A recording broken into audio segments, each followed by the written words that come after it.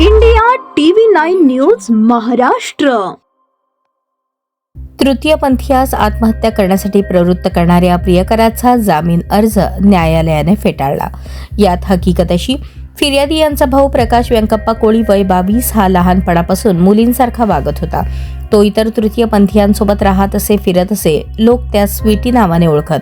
मयत प्रकाश उर्फ स्वीटी हा त्याच्या परिवारासोबत वैद्यवाडी सोलापूर येथे भाड्याने राहत असताना त्याची ओळख आरोपी सुजित अप्पासाहेब जमादार याच्या सोबत झाली.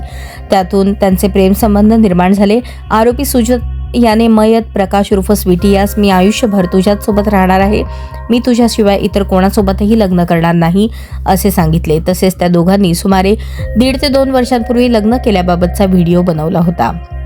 त्यानंतर आरोपी सुजित जमादार याने प्रकाश उर्फ स्वीटी यास वेगळी भाड्याने खोली करून दिल्याने प्रकाश हा मड्डी वस्ती सोलापूर येथे आला आणि त्यानंतर 5 ते 6 महिन्यांपासून बाळे येथे भाड्याने राहत होता.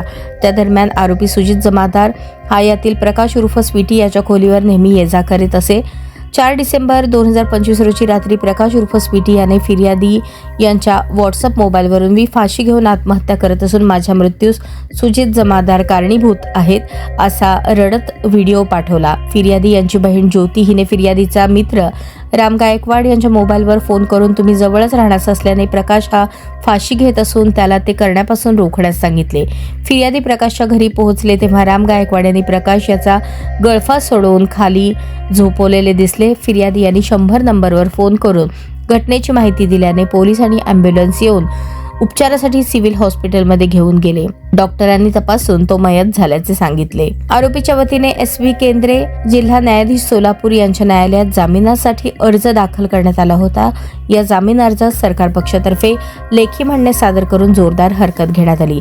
सरकार पक्षातर्फे मयताने मृत्यूपूर्वी काढलेले व्हिडिओ रील्स न्यायालयात सादर केले आणि मृत्यूपूर्व जबाब म्हणून ग्राह्य धरण्याबाबत विनंती केली होती. या व्हिडिओत मयताने त्याच्या आत्महत्येस आरोपीत जबाबदार असल्याचे कथन केले होते. या प्रकरणात जिल्हा सरकारी वकील ॲडव्होकेट प्रदीप सिंग राजपूत यांचा युक्तिवाद ग्राह्य धरून आरोपीचा जामीन अर्ज न्यायालयाने फेटाळून लावला.